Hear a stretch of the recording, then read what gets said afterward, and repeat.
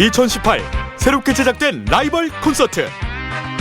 지금까지 보았던 송대관 태진아 라이벌 콘서트는 잊어라. 상상하지 못한 웃음, 상상하지 못한 감동, 상상하지 못한 재미. 지금부터 아무도 상상하지 못할 송대관 태진아 라이벌 콘서트 한판 붙자를 시작합니다. 3월 24일 대구 엑스코에서 만나요.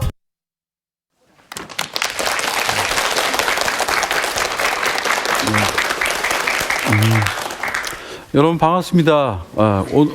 오늘은 두 번째 주제, 소통하는 부모 밑에서 좋은 자녀가 자란다라고 하는 주제에서 가지고 이제 함께 이야기를 나누도록 하겠습니다.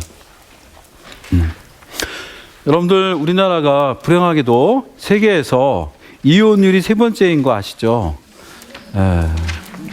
되게 높습니다. 아주 높죠. 사실 이제 이렇게 높은 이혼율의 원인은 이제 경제적인 것으로 많이 보기도 합니다. 우리나라가 IMF 때 그 이혼율이 정확하게 2배가 넘었습니다. 그래서 IMF는 우리 한국 사회에 정말 큰 트라우마적 사건이잖아요. 근데 우리의 가족 사회에 많은 비극을 주게 되어지죠. 자, 그런데 좀 더 생각해 보면 우리의 가정의 위기가 경제적인 것만일까를 생각하게 되어집니다. 자, 이것이 가정 위기의 빙산입니다. 겉으로는 사실 성격차죠. 하지만 그 밑바닥에 가치관의 차이, 경제 문제, 고부 갈등, 자녀 문제, 수많은 것들이 그 갈등의 원인이 되죠. 그래서 최근 언론에서는 이제 그 가정의 위기를 이제 경제적인 것으로 많이 진단도 하는데 실질적으로는 그렇지는 않다고 저는 생각합니다. 혹시 여러분들이 남편이 경제적으로 무능하게 됐을 때 이혼할 분 계신가요? 대답은 하지 마시고요.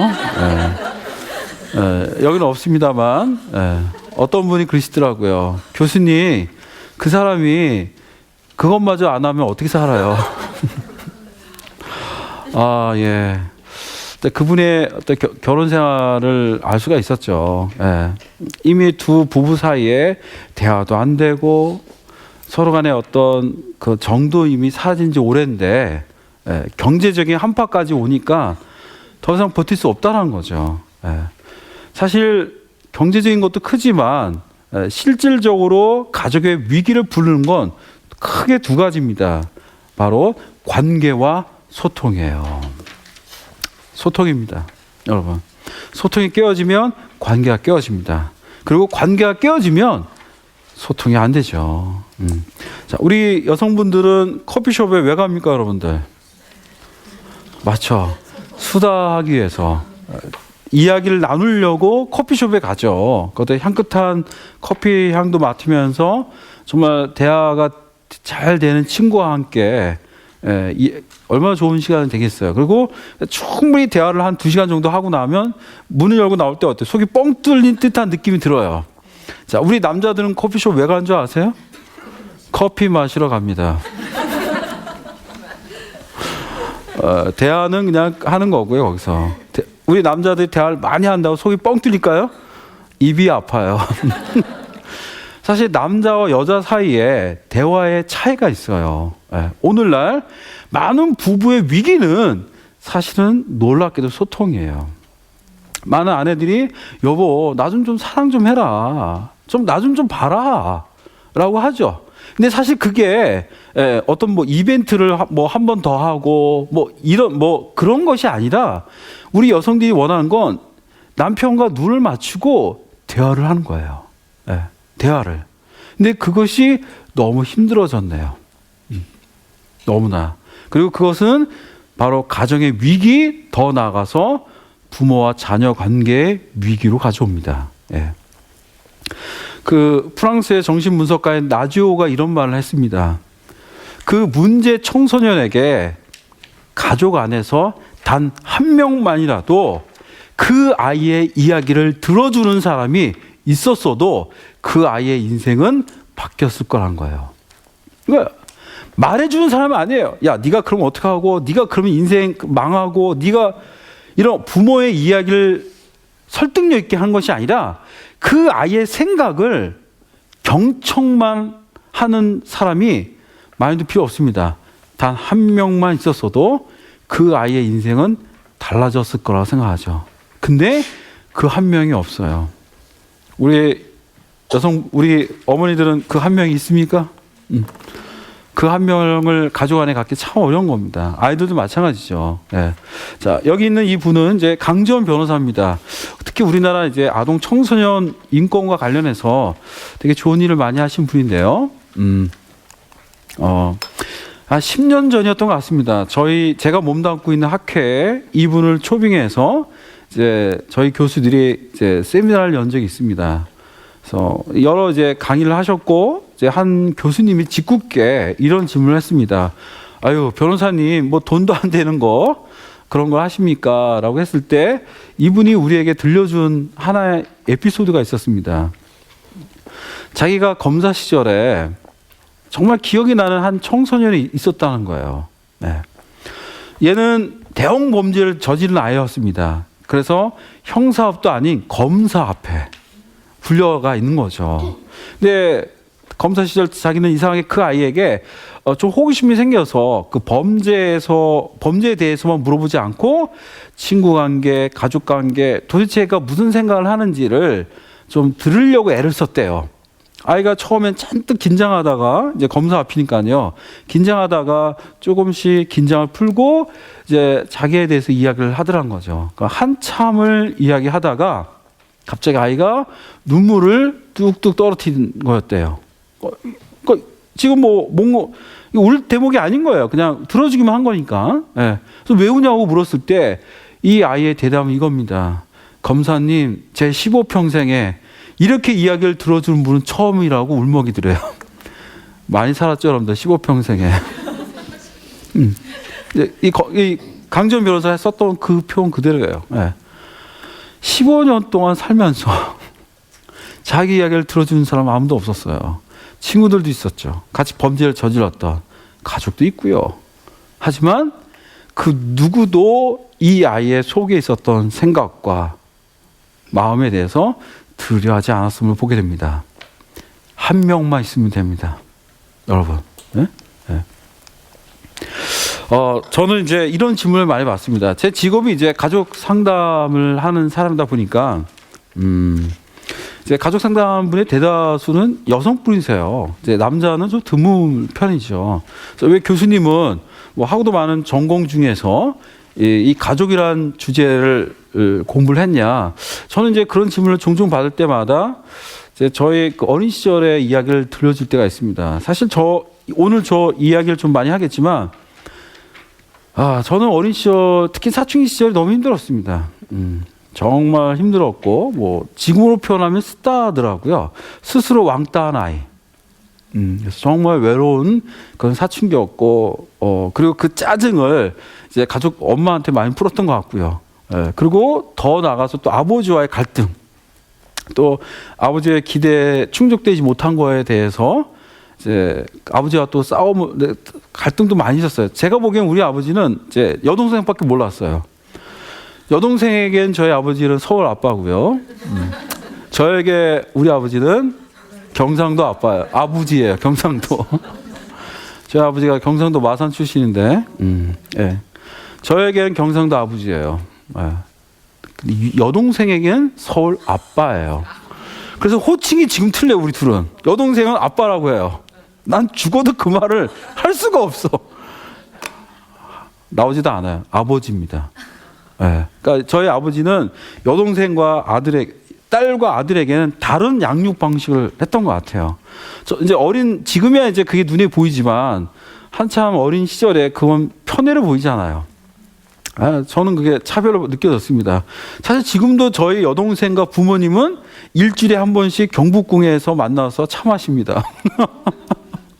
여전히 3명은 잘 지내요.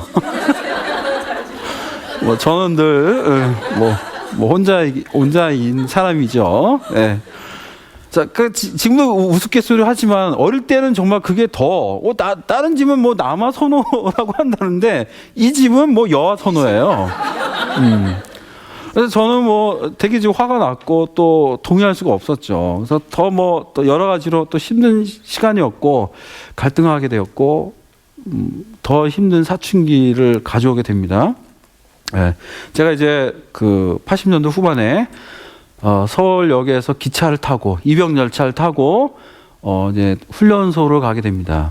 오래전의 일이죠. 자, 기차를 탔습니다. 머리를 짧게 깎고 기차를 타고 창밖으로 저에게 환송 온 친구들날 손 들어주고 어머니와 여동생을 봤습니다. 두 사람이 너무 행복하게 웃고 있더라고요.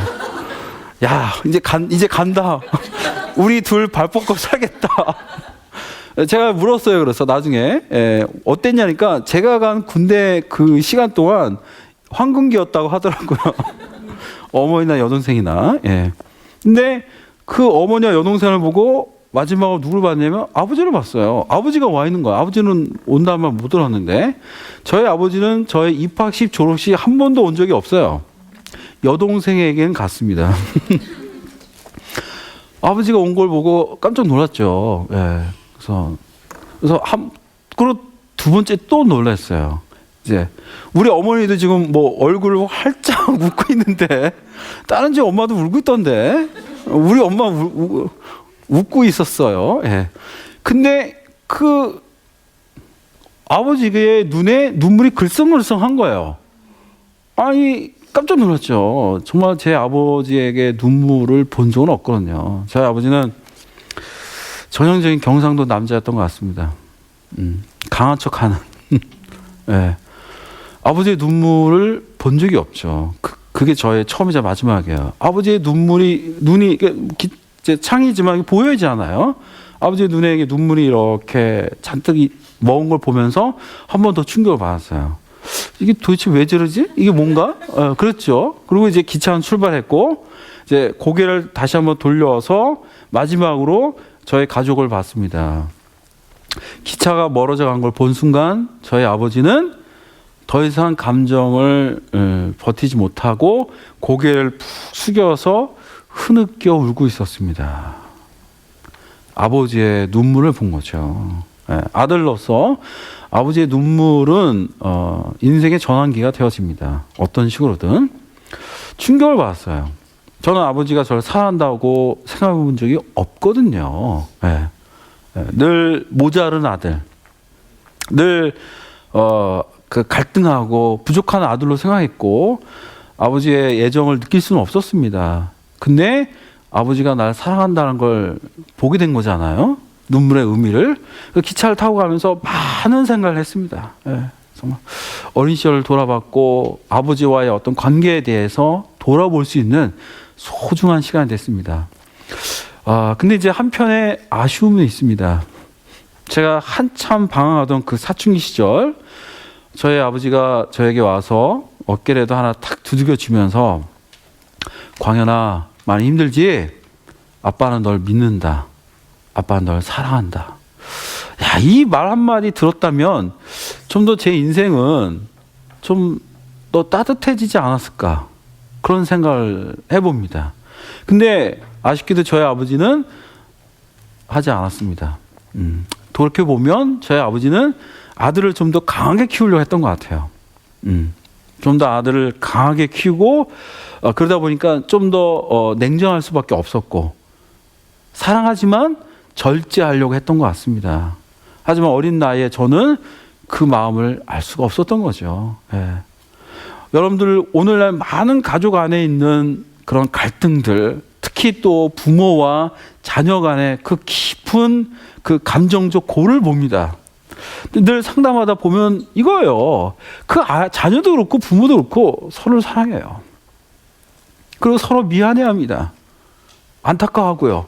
근데 늘 서로를 가장 상처 주는 말로 서로 아프게 하고 있는 걸 볼 수가 있습니다. 바로 이걸 우리 뭐라고 하냐면 소통의 문제라고 할 수가 있는 겁니다. 여러분, 아무리 힘든 가족이라도 소통의 문제는 있지만 애정의 문제는 없다라는 걸 볼 수가 있습니다. 그러면 어떻게 하겠어요? 회복하면 돼요. 여러분. 예. 그 소통을 회복해야 돼요. 예. 많은 분들이 생각합니다. 언젠가 다 알게 되겠지. 뭘 굳이 뭐 그걸 설명해야 되나. 예? 몰라요. 알게 될 날이 오죠. 예. 너무 먼 훗날. 너무 먼 훗날이에요. 예. 예. 그러니까 제가 이제 상담을 했던 한 그 부부가 있습니다. 이 남편분은 이제 아주 가부장적인 분이세요. 이제 저기 강원도 산골짜기에서 서울에 와서 자수성가했습니다. 또 이 가부장적인 분의 좋은 점이 있습니다. 책임집니다. 그래서 이렇게 부부가 열심히 일해서 사업적 기반을 쌓고 그리고 이제 편히 쉴 수 있게 된 거예요. 그리고 그 모든 재산을 다 아내 이름으로 돌려놨어요. 예, 집까지 다 아내 이름으로 돌렸어요. 예, 그리고 이제 내가 이렇게 아내를 사랑하니까 뭐 이 아내한테 준 게 또 자식한테 다 준 거 아니냐. 그러면서 이제 아내와 자식들의 존경을 원했는데 아무도 존경 안 해요. 제가 그랬죠. 당신이 아내와 아이들을 얼마나 사랑했는지를 알려면 시간이 필요하다. 죽어야 된다. 예, 지금 명의 이전한 게 종이 한 장 아니냐. 예? 어떻게 알 수 있겠냐. 어떻게 하면 되냐. 소통하라고 했습니다. 아내에게. 아내의 눈을 본 적 있냐. 본 적이 없죠. 예. 그리고 이야기한 적도 별로 없죠. 사실은요. 예. 언제나 명령투였고요. 자, 결국은 애정이 아니야. 여러분 아셨어요? 바로 소통입니다. 그리고 그 소통의 시작에 관계 회복이 있습니다. 자, 이거는 제가 이제 사진 하나 퍼왔는데요. 안면도에 있는 갯벌 목재 다리입니다. 자, 이 섬과 육지로 연결된 이 목재 다리인데요. 예, 이 이제 목재 다리의 모습이에요. 여러분, 우리 인간은 하나의 작은 세계입니다. 그렇죠? 똑같은 사람이 아무도 없습니다. 한 배에 태어난 자식들도 다르잖아요. 하나의 세상입니다. 하나의 세계입니다. 그리고 그 세계를 연결 짓는 거는 바로 소통입니다. 그리고 바로 이 소통의 회복이야말로 결국은 가족 관계의 근본적인 변화를 일으킬 수 있다 이거죠. 예. 자, 그래서 소통의 능력은 앵무새처럼 말하는 방법을 배운다고 되지는 않습니다. 예. 진정한 소통의 회복에 뭐가 필요하냐면 바로 지난주에 했던 상처의 회복, 바로 이 부분이 다뤄져야 하죠. 자, 그래서 오늘 제가 그 소통의 회복을 위해서 여러분들에게 소개하고 싶은 한 사람이 있습니다. 바로 안데르센이죠. 자, 이 안데르센의 이름을 한번 붙여보겠습니다. 불행으로부터 도망친 남자라고. 자, 이 안데르센은 정말 불행한 어린 시절을 갔습니다. 그의 어머니는 매춘부였습니다. 전직 포주가 누구냐면 안데르센의 외할머니가 포주예요. 엄마가 포주예요. 어린 10대 딸을 길거리로 가서 몸을 팔게 하죠. 그 딸이 가려 하지 않으면 뺨을 때리고 결국 길거리에서 일을 하게 합니다. 그리고 거기에서 임신을 하게 되어지죠. 임신한 상태에서 안데르센의 엄마는 내가 이렇게 살다가는 죽겠다 싶어가지고 자기의 어머니로부터 탈출해서 다른 도시로 넘어가서 다행히 안데르센과의 한 남자를 만나 결혼을 하게 되어집니다. 그리고 거기서 태어난 아들이 바로 안데르센인 거예요. 사실 정확하게 말하면 안데르센의 아버지는 위부 아버지인 거죠. 자, 그의 인생을 볼까요? 그의 아버지는요, 광기의 발작, 오늘날로 보면 정신분열로 자살을 합니다. 그리고 그의 어머니는 알코올 중독으로, 너무나 비극적으로 일찍 세상을 떠나죠. 자, 한번 그의 인생을 볼까요? 중독 있죠. 폭력, 그리고 불행했던 매춘, 그리고 가난. 이 정도의 불행이라면 우리가 지난번에 배웠던 것처럼 불행은 반복된다. 반복 강박. 역시 안데르센도 그의 아버지나 어머니처럼 불행한 인생을 살아야 돼요. 그런데 안데르센은 너무나 다른 인생을 살아갑니다. 예. 바로 오늘 우리가 배워야 될 주제가 바로 이거예요. 예. 오늘날 안데르센은 여전히 유효합니다. 제가 이제 몇 년 전 탈북 대학생들 대상으로 이제 힐링 캠프를 한 적이 있는데 제가 그들에게 물었어요. 혹시 니네들도 안데르센 아냐? 이 친구들이 어릴 때 안데르센 읽었대요. 그리고 무시하지 말라는 투로 이야기를 하더라고요. 근데 순간 미안했어요. 전 그건 아니었거든요. 야, 북한에도 안데르센이 있으면 지구에 다 있는 거 아닌가요? 너무 왜곡된 걸까요? 네. 여러분, 안데르센의 힘이 이겁니다. 이념, 종교, 시대를 뛰어넘어서 여전히 안데르센은 살아 있습니다. 그리고 얼마 전 온 동네를 겨울 왕국으로 다 꼬마들 다 엘사 옷 입고 다녔잖아요. 응? 엘사 패션들 온 동네에 퍼졌죠. 그 겨울 왕국은 안데르센이 만든 눈의 여왕을 자매 이야기로 헐리우드 버전으로 바꾼 거예요. 결국 겨울의 왕국의 오리지널은 안데르센입니다. 여러분, 여전히 안데르센은 존재해요. 예. 자, 그의 이제 문학집을 보면 그의 문학에는 불행만 하지도 않고 그렇다고 행복만 하지 않아요. 불행과 행복이 적절하게 조화를 이룹니다. 예. 자, 그리고 그 적절하게 공존되어 있는 것이 대표적으로 나타난 것이 뭐냐면 미운 오리 새끼의 동화 아니겠어요? 자, 그리고 많은 학자들은 이 미운 오리 새끼의 동화를 자신의 자서전이었다고 봅니다. 여러분, 안데르센은 미운 오리였습니다. 그렇죠? 이보다도 불행할 수 없잖아요. 하지만 그는 불행한 인생으로 마감하지 않습니다. 백조가 됩니다. 여러분, 그의 인생의 이야기죠. 자, 어떻게 그 미운 오리가 백조가 될 수 있었냐는 거예요. 어쩌면 길거리에서 노숙자가 되거나 그의 어머니처럼 알코올 중독으로 인생을 일찍 마감해야 됐을 그 인물이 어떻게 시대와 종교와 이념을 뛰어넘어서 여전히 살아있냐는 거죠. 바로 이겁니다. 안데르센은요, 그의 불행한 환경을 원망하고 현실에 분노하는 것으로 안주하기보다는 적극적으로 고통에 대해서 의미를 전환했던 인물입니다. 여러분, 어린 시절 힘들었고 상처에 오랫동안 노출됐던 분들은 자연스럽게 마음속에 원망과 분노가 있습니다. 어쩌면 그분들이 느끼는 그 원망은 당연한 거예요. 너무 힘들었거든요. 부모가 해준 건 아무것도 없었고 오직 마음속에 원망과 상처뿐일 거예요. 자, 그런데 문제는 뭐냐면 원망과 분노의 감정에만 머무면 부모와 똑같은 인생을 반복합니다. 이게 문제예요. 자, 근데 안데르센은 그의 불행했던 삶을 원망하고 분노한 것으로만 머물지 않고 적극적으로 자신의 삶을 전환합니다. 그리고 그 고통은 단순한 고통이 아니라 행복으로 가기 위한 하나의 여정이었다고 받아들이면서 자신의 불행을 바라보는 관점의 변화를 끌어내게 되어져요. 이게 정말 놀라운 거죠. 시각의 변화, 관점의 변화입니다. 여러분, 우리가 정말 가족의 단단한 가족 간의 협력을 구축하기 위해선 과거에 받았던 상처가 회복돼야 합니다. 바로 그 지점에서 소통의 회복이 올라가거든요. 근데 그 상처의 회복은 무조건 용서를 선언하고 잊고 까먹는다고 해결되는 게 아니에요. 바로 그 과거를 바라보는 관점의 시각이 필요해요. 여러분 아셨습니까? 네. 저는 이제 제 인생에서 가장 힘들었던 한 경험이 있습니다.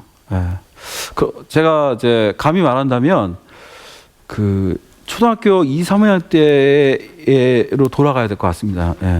저희 아버지가 제가 2, 3학년 때 실직을 당합니다. 실직자가 됐죠.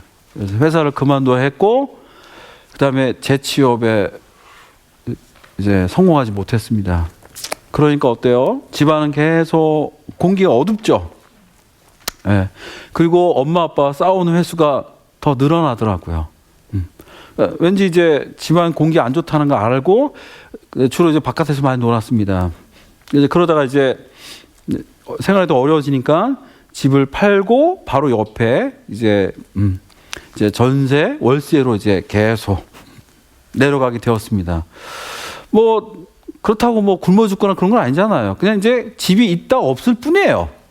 어린 제가 느끼기에는 뭐 큰 불편을 느끼지는 않았습니다. 그래서 저 앞에 사는 이제 제 친구하고 정말 즐겁게 놀았었는데 저는 사실 친구가 별로 없는 사람입니다.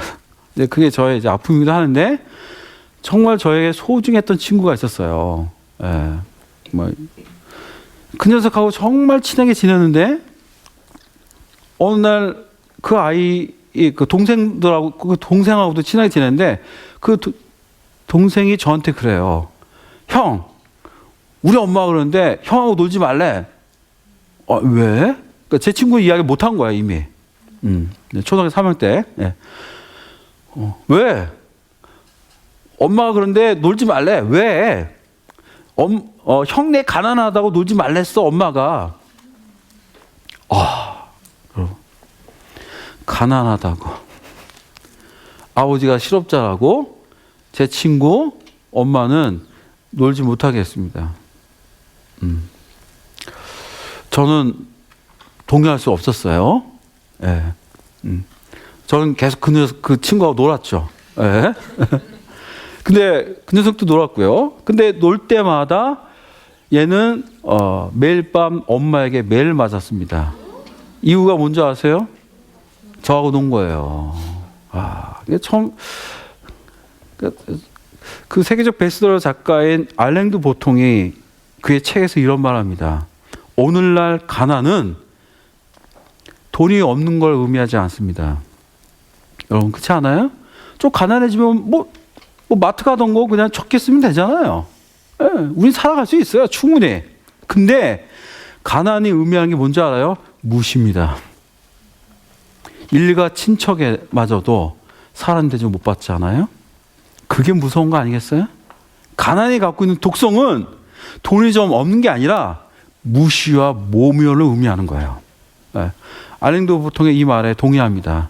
그리고 초등학교 3학년의 나이에 그 가난이 의미하는 그 무시의 독성을 받아들이기에는 저는 너무 어렸던 거죠.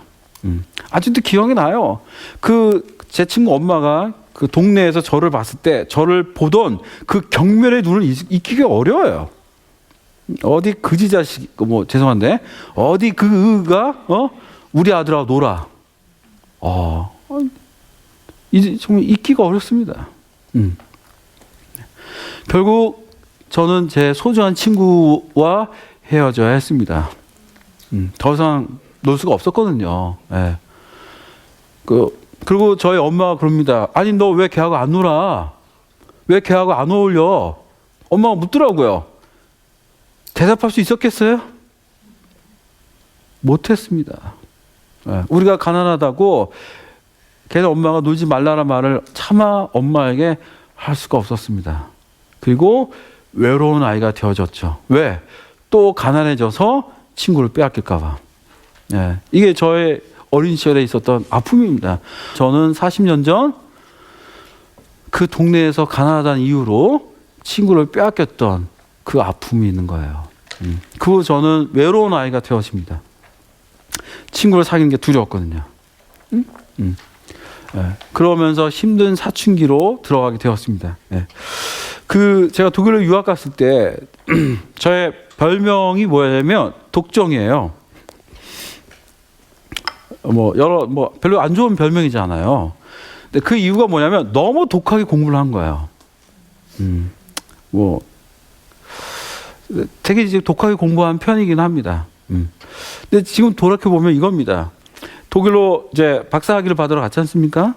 근데 거기서 학위를 못 받고 이것도 저것도 아닌 채 한국으로 귀국했을 때 저를 기다리는 건 가난이란 걸 알았습니다. 그러니까 그냥 저 혼자 가난해진 건 상관이 없어요. 하지만 저의 처자식이, 예, 제가 초등학교 3학년 때 경험했던 그 무시의 상처를 받게 하고 싶지 않았습니다. 너무 두려웠어요. 예, 그래서 어쩌면 더 열심히 공부했는지 모르겠습니다. 그리고 다행히 운이 좋게 이제 공부를 마칠 수 있었고, 오늘날 이제 한국에 와서 나름대로 저의 어떤 뭐 직업 영역을 개척하게 되어집니다. 예?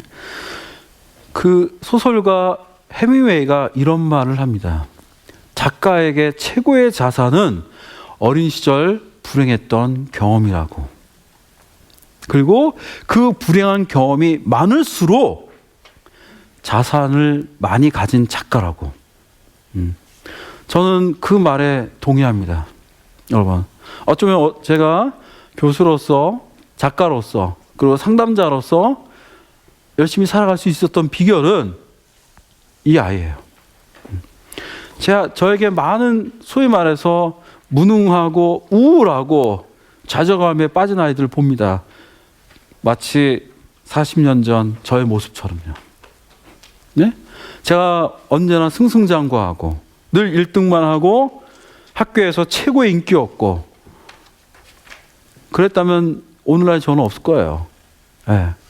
외로웠고 혼자였고 아팠던 아이였던 거죠. 그리고 그 상처의 경험들이, 예, 이렇게 저의 이 직업 영역에 해밍웨이가 말한 것처럼 많은 자산이 되어질 줄 몰랐습니다. 하지만 이렇게 이야기할 수 있습니다. 다시 초등학교 3학년 때로 돌아갈 수 있다면 이 자산은 없어도 돼요. 솔직히 없어도 돼요. 친구를 빼앗기던 그 가혹한 경험을 하지 않는 걸 전 택할 것 같습니다. 다른 거 하면 되잖아요. 다른 직업 하고 있어도 뭐 살아가지 않겠습니까? 예, 예. 그만큼 저에게 이때 이 아이는 너무나 힘들었던 아픔이었습니다. 여러분, 우리에게 벌어졌던 아픔과 상처는 어쩌면 돌이킬 수 없어요. 이미 흘러간 과거잖아요. 그렇죠? 예? 예. 그 상처는 이미 언제나 과거형이 돼 있잖아요. 현재형보다는. 예. 결국 그 상처와 화해하고, 그리고 현재를 살아가기 위해서, 그리고 칼 융이 말했던 것처럼 그 과거의 어린 시절의 상처를, 그 카르마를 내 자식들에게 물려주지 않기 위해선 바로 그 상처를 바라보는 관점의 변화가 필요합니다. 아셨죠? 저는 그 관점의 변화를 바로 해밍웨이에서 답을 찾았습니다. 그렇구나. 이게 나의 소중한 평생의 자산일 수 있구나. 그리고 그 덕분에 오늘날 내가 있구나. 여러분들도 그 자산을 찾길 바랍니다. 아셨죠? 네. 불행하게 느껴지는 사람들의 대부분은 우울증에 걸려있는 상태가 많이 있습니다. 우울증에 걸렸을 때 일단 기분이 안 좋아요. 우울하고 무기력하고 위기소침해지게 되죠. 자, 근데 한 소설의 주인공이 있습니다. 누구냐면 로빈슨 크루소예요. 여러분 아시죠? 예, 이 로빈슨은 남태평양에서 난파가 됩니다. 소설의 주인공이죠. 난파가 돼서 혼자 살아남아서 이제 외롭게 이제 살게 되고, 그만 그 외로움에 우울증에 걸리게 되어져요. 이렇게 살다가는 안 되겠다 싶어가지고 로빈슨이 한 방법이 뭐냐면 배의 파편을 뜯어다가 그 배의 파편에다가 현재 내 삶의 대차대조를 쓴 거예요. 자, 한쪽은 부정적인 거, 한쪽은 긍정적인 겁니다. 자, 볼까요? 로빈슨이 자기가 이제 파악한 거예요. 자, 부정적인 거. 난 외로운 섬에 내동댕이 쳐 있다. 맞죠? 자, 근데 반면에 그러나 나는 아직 살아있다. 모든 동료들처럼 물에 빠져 죽지 않았다. 이것도 맞잖아요, 여러분들. 부정적인 거. 나는 지독한 운명을 위해 모든 인간 가운데 선택되었다. 이것도 맞죠? 반면에 그러나 나는 배의 모든 선원 가운데 선택되었다. 죽음에서 벗어날 수 있도록. 이것도 맞습니다. 또 나는 몸을 덮을 옷 한 벌 없다. 맞습니다. 반면에 그러나 나는 옷을 거의 입을 일이 없다. 더운 그 더운 지방에 모아서 옷을 입겠습니까? 볼 사람도 없고요. 자, 이렇게 그는 현재 자신의 삶을 긍정과 부정으로 나누게 되고, 그리고 그는 긍정으로 선택하기로 마음을 먹습니다. 그리고 그는 힘든 외로움 섬 생활을 마감하고 다시 고향으로 돌아갑니다. 여러분, 우리가 삶의 위기에 처했을 때 그거는 위기 자체가 아닙니다. 우리 앞에 당면한 문제 자체가 너무 커서 우리가 자잘한 게 아니에요. 우리에게 온 그 위기가 너무 크지만 문제는 그 위기 앞에 어떤 것도 선택할 수 없다는 거예요. 여러분, 초이스할 수 없다는 거예요. 그것이 우리를 좌절하게 만듭니다. 하지만 기억하시기 바랍니다. 어떤 순간도 선택할 수 있다고. 아셨어요? 선택할 수 있습니다. 그리고 로빈슨이 했던 것처럼 긍정으로 선택할 수 있습니다. 바로 이거예요. 물에 컵에 반밖에 없네. 반이나 남았네. 바로 이 선택에 모든 것들이 달려있다라고 말씀을 드릴 수 있죠. 이제 제 아들놈인데요. 이게 이제 몇 년 전 사진이에요. 지금은 이제 중3이 돼서 1m 184가 넘어요. 185인가? 뭐 몸무게를 한 110kg가 넘고요. 뭐 본인의 말로는 90kg라고 하나. 어떻게 이렇게 갑자기 점프가 될 수 있는지 저도 놀랐습니다. 초등학교 6학년 때 모습인데. 여러분, 그때 그 유효한 카드가 유행한 거 아시죠? 몇 년 전에 꼬마들 사이에 유효한 카드가 대유행이었잖아요. 우리 아들도 집에 넘쳐나는 게 카드인데 운동 가는 아빠에게 카드 한 통만 사달래요. 그래서 그럼 아빠가 문방구에 들렀다가 카드 2통 사주면 돼? 너무 좋대요. 그러니까 카드 2통이란 말 듣는 순간 우리 아들이 너무 행복하게 웃더라고요. 활짝 웃어요. 사실 이게 나이를 먹다 보면 웃을 일이 별로 없거든요. 특히 남자들 웃을 일이 별로 없습니다. 근데 우리 아들은 1,600원에 이렇게 행복하게 웃는 걸 보면서 제가 이제 잡스러운 생각을 해봤습니다. 난 얼마 있으면 이렇게 행복할까? 160, 1,600, 160억. 진짜 행복할 것 같아요. 160억은 돼야지 행복해, 나는. 근데 대한민국에 있는 어느 누군가는 160억을 벌어도 제가 160만 원 벌었을 때 강문밖에 없을 것 같아요. 그렇죠? 여러분, 우리 인생은 공정하지 않습니다. 그렇죠? 열심히 일하면 성공해? 동화에 있죠. 그렇죠? 이런 삶에서 경험하는 모순, 어이없음을 소화하고 그걸 해결해 가는 것이 성인의 삶입니다. 여러분, 자, 그런데 누구에게나 공정한 게 하나가 있더라고요. 행복은 객관적인 무언가가 아니라 주관적인 거예요. 여러분, 우리 아들은 1,600원이면 행복했죠?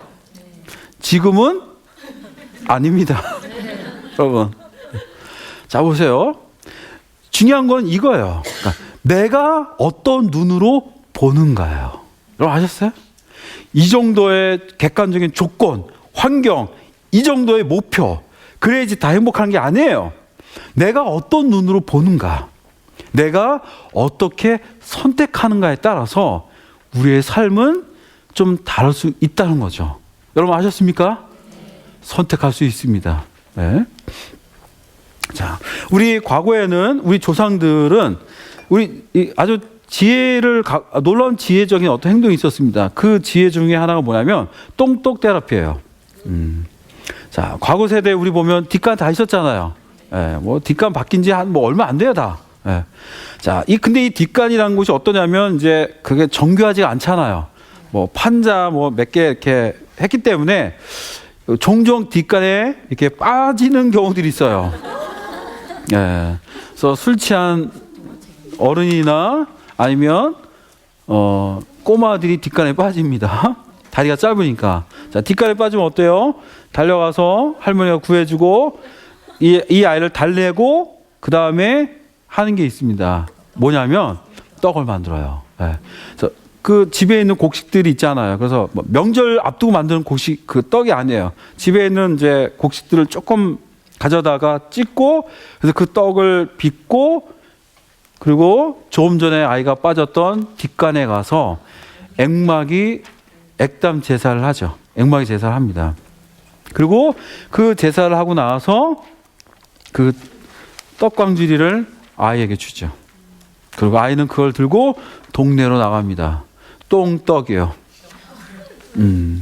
자, 사람들은 그 똥떡이란 말 듣고 모여들죠. 지금처럼 간식이 많은 시대가 아니잖아요.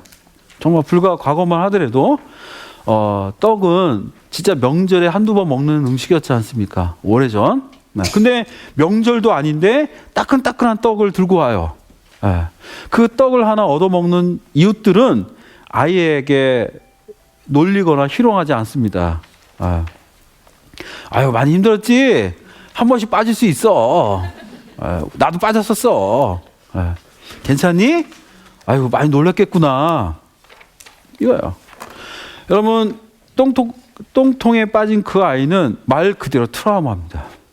여러분, 그 너무나 놀란 가슴이고, 그리고 똥통에 빠진 아이가 됐잖아요. 네.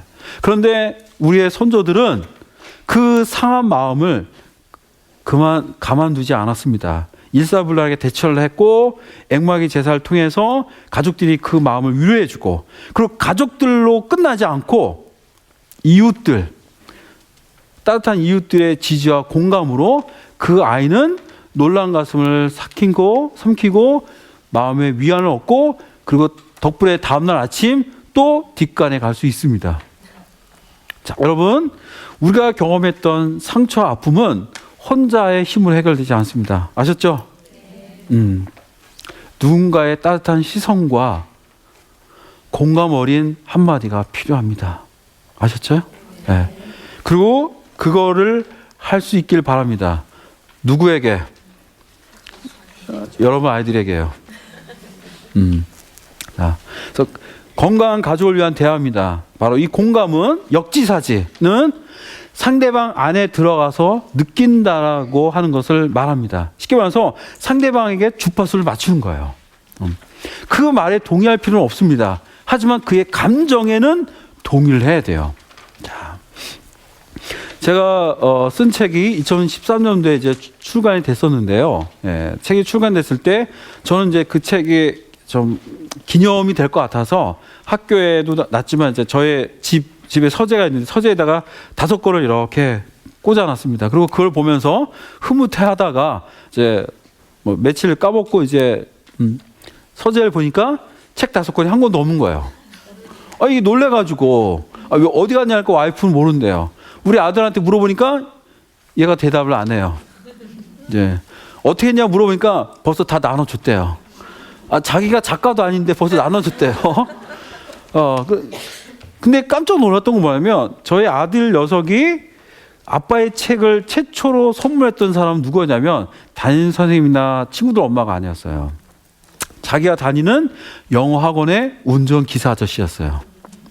그 당시 제 아들이 이제 초등학교 2학년인가 그런데 남자의 친구는 말이 많습니다. 학원 버스를 타고 가면 아저씨 옆에 앉아가지고 이렇게 말을 거는 거예요. 근데 이분이 너무 좋은 분이에요. 그래서 제 아들하고 이렇게 늘 대화를 나누다가 학원에 갔대요. 우리 아들이 뭔가 어른에게 선물할 수 있는 책이 생겼을 때 제일 먼저 떠올랐던 것은 자기 이야기를 들어주던 그 기사 아저씨예요. 여러분, 초등학생도 압니다. 내 이야기를 들어주는 것이 얼마나 고마운지. 여러분 아셨어요? 네. 자, 결국은 공감이라는 건 뭐냐? 경청에서 시작됩니다. 아셨죠? 경청이에요. 들어야 돼요, 먼저. 소통이라고 하면 자녀들과 대화를 하세요라고 하면 엄마가 원하는 거 뭔지 알지?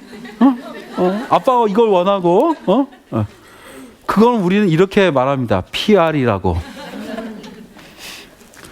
소통의 출발은 듣는 거죠. 자, 그럼 이 시간에 그럼 부모가 하게 되는 그 불행한 부모 자녀 관계에 지름길 4가지가 있습니다. 이렇게 하면 안 되는 거예요. 첫 번째, 비난이에요. 도대체 너는 어떻게 되느냐? 비난이죠. 너는 언제나 항상 늘. 그다음에 너는 한 번도 절대로.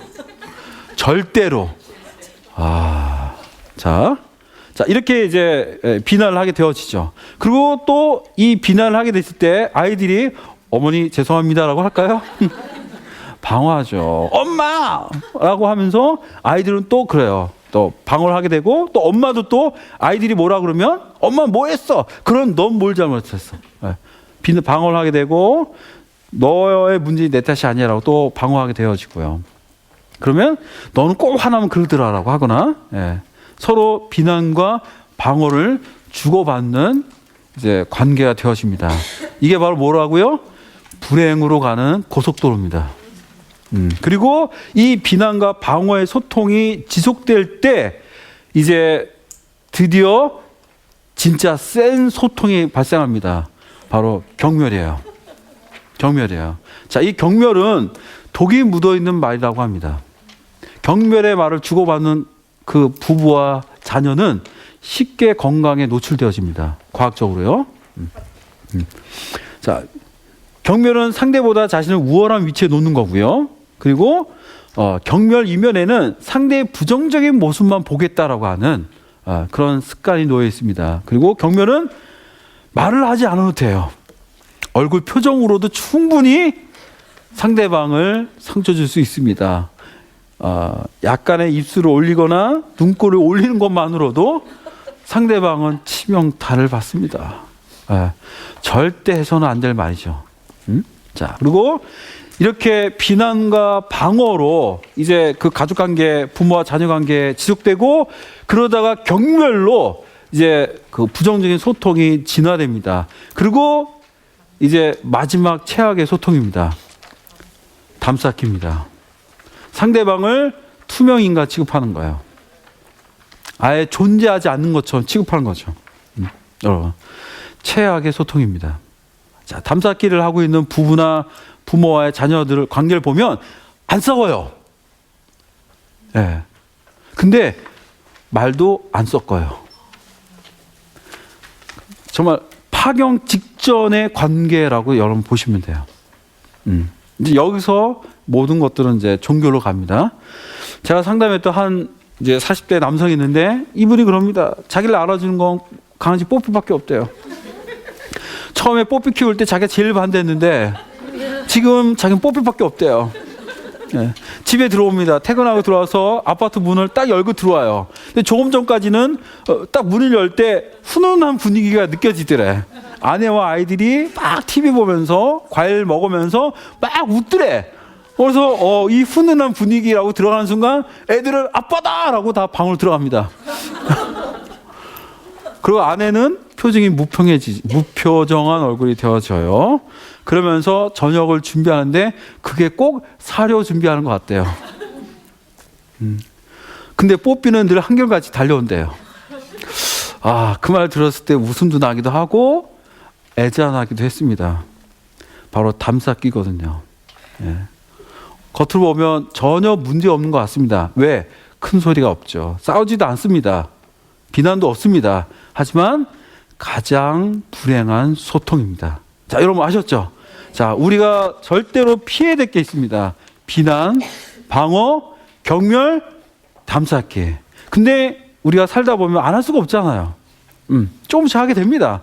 자, 근데 그 조금씩 하게 될 때 그 상처받은 마음을 치유하는 언어가 있어요. 이게 바로 호감과 존중이에요.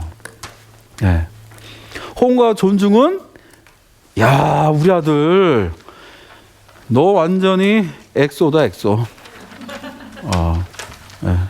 딸, 야, 우리 딸 어떻게 해?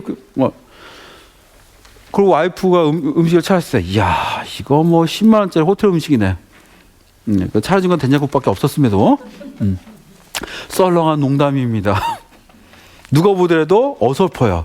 하지만 그 감탄, 칭찬이 이 가족의 그 상처받은 것들을 치유하게 되어지죠. 자, 그리고요. 예. 자, 근데 이제 우리가 이겁니다. 우리가 피해야 될 단어들이 있어. 딸이 그래요. 아빠, 저 달 좀 봐, 달이야. 아빠가 말합니다. 너 달 처음 보니? 예. 자, 이게 바로 뭡니까? 멀어지게 하는 대화예요. 예. 여기에 뭐가 없습니까? 공감이 없는 거예요. 공감이요. 자, 또 이제 아들이 그럽니다. 엄마, 나 너무 지치고 힘들어. 엄마가 그럽니다. 내가 보기에도 너 참 힘들어 보인다, 야. 근데 반면에 힘든 게 뭐 힘드니? 네가 뭐 힘들어? 그럼 대한민국 애들 다 힘들겠다. 참아야 돼요. 여러분, 고3 아들이 엄마한테 그럽니다. 이제 수능 얼마 놔두고, 엄마 나 너무 힘든데 오늘 학원 안 가면 안 될까? 그 말 듣는 순간 엄마의 머리가 노래지죠. 우리 같이 죽자. 그런 말이 올라옵니다, 여기까지. 근데 오늘 우리 배웠잖아요. 다 가는 대화예요. 철수야, 많이 힘들지? 네가 지금 얼마나 애쓰고 있는지 엄마 안다. 너 정말 애쓰고 있어. 힘든 거 엄마 알아. 하지만 철수야, 우리 조금 더 힘내면 어떨까? 여러분, 이게 아이의 마음을 움직이겠어요? 우리 그냥 같이? 이게 움직이겠어요. 여러분, 정말 여러분들 이거예요. 아이들도 알아요. 엄마, 아빠가 자기를 사랑한 거. 하지만 마음 언젠가는 알 수 있어요. 가슴으로. 하지만 그걸 전달하는 건 바로 뭡니까? 소통입니다. 여러분, 소통이에요. 결국 그 다가가는 대화를 통해서, 그 소통을 통해서 여러분들의 부부관계, 더 나아가서 자녀와의 관계가 좀 더 회복될 수 있길 바랍니다. 아셨죠? 네. 자, 오늘 강의를 마치기 전에 이제 사연을 이제 소개하고자 합니다. 혹시 이분을 기억하시나요? 그렇죠. 예.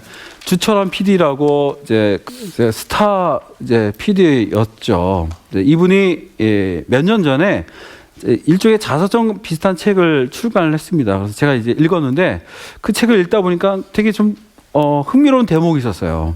저는 이분이 되게 좀 이렇게 어릴 때부터 승승장구한 줄 알았는데 그렇지는 않더라고요. 이분은 고향이 마산입니다. 마산이에요. 마산에서 이제 태어났는데 그 초등학교 3학년 때가 참 많네요. 3학년 때 아빠가 행불자가 됩니다.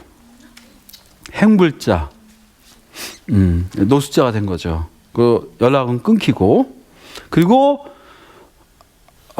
안타깝게도 엄마가 암으로 세상을 떠납니다. 그게 초등학교 3학년 때 일어난 일이에요. 이제 고향에서 조카가 천의 고아가 됐다는 말 듣고 서울에서 이제 그 한 시장에서 행상을 하던 고모가 이제 조카를 데리러 옵니다. 고모의 처지도 별로 안 좋아요. 사실 청산가부예요. 청산가부인 고모. 그리고 천의 고아인 조카. 둘이 살아갑니다. 쉽게 말해서 우리 이런 표현을 쓰죠. 결손가정이란 단어를 쓰게 됩니다. 주철환 PD는 이야기해요. 그 당시 주변 사람들이 보기에는 결손가정의 아이로 보였겠으나 자기는 그 시간들이 너무 행복하고 따뜻했다고. 그 이유를 생각해 보니 고모가 칭찬의 달인이었대요. 야, 넌 어떻게 이렇게 잘생겼냐? 우리 집안에 너같이 잘생긴 사람 처음이다. 국어 70점. 야, 집안의 영광이다. 70점은 너가 처음이다. 그 작은 것에 기뻐하고 감사하면서 그 조카를 따뜻하게 해줬대요. 그래서 자기는 그때 되게 멋인 줄 알았대요. 여러분 생각해 보세요. 경상도 마산 아이가 서울로 전학을 갔습니다. 말할 때마다 반 아이들은 다 웃죠. 그렇게 썩 좋아하진 않습니다. 누가 보더라도 외롭고 소위 말하면 왕때가 되고 결손가정의 아이로 불행한 유년기와 사춘기로 갈 수 있을 법한 그 시간에 그는 결코 불행하지 않았다는 거죠. 많이도 필요 없습니다. 한 명이면 돼요. 여러분, 한 명이면 돼. 그 한 명이 눈을 보고 경청하고 그리고 그 아이가 잘했을 때 칭찬해 줄 수 있는 그런 사람이면 그 아이는 훌륭하게 미래를 준비할 수가 있습니다. 아셨죠? 네. 그래서 정말 여러분들 가정 안에 그리고 또 여러분들 또 자식과의 관계 안에서 이런 소통이 회복되고 그래서 좀 더 따뜻한 그런 여러분들의 그 가정이 되기를 소망합니다. 감사합니다.